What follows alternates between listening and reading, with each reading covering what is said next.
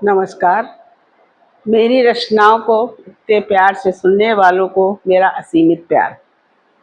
जो मुझसे बड़े हैं उनको मेरा सादर प्रणाम। आज आपके सामने जो मैं रचना लेकर के आई हूँ उसका शीर्षक है भ्रमित मन। अक्सर ऐसा सभी के जीवन में होता है कि कुछ अनचाहे क्षण आ जाते हैं। मन समझ नहीं पाता है कि हम उन आपदाओं का कैसे सामना करें। मन भ्रमित हो जाता है। तो उस स्थिति को समझते हुए मैंने जो कुछ लिखा है वो मैं आपके सामने प्रस्तुत करना चाहती हूँ। भ्रमित मन। पानी की तेज धार में जैसे बर्तन पूरा नहीं भर पाता है। आप पानी की तेज धार में बर्तन को अगर भरते हैं तो पानी बाहर निकल जाएगा, भरेगा नहीं। पानी की तेज धार में जैसे बर्तन पूरा नहीं भर पाता है, वैसे ही ज्यादा समझाने से कम ही समझ आता है। अहंकार कुछ थोड़ा सा ही मस्तिष्क में अगर आता है, सामने वाला दिखने में कुछ धुंधला ही नजर आता है।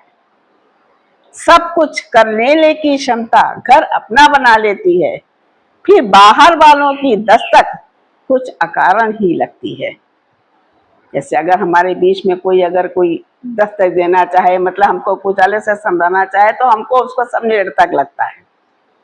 अनजाने अनुभवों से ही अपने को प्रभावित करके उन्हीं की राहों पर गुजर कर चलने में यकीन होता है। दुनिया वालों में क्या रखा है, जो सदा स्वार्थी होते हैं।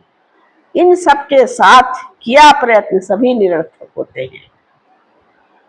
अपने में अपनों का विश्वास उठ चला है।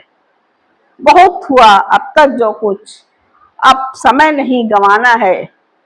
करने वाले और थे जिनके साथ कुछ करना था, बाकी तो सबने मुझको अनायास ही जोड़े रखा था। जीवन के बचे स्वाद को चखने की रुचि ने गति पकड़ी है। गति में उनके अवरोधक बनना निरर्थक हो पड़ी है। मेरा क्या है, मेरी मुट्ठी बंद कर मुझसे गर्व से ये कहती है, सुनो जो मेरा प्रण है, अवश्य तुम्हें सुनना होगा।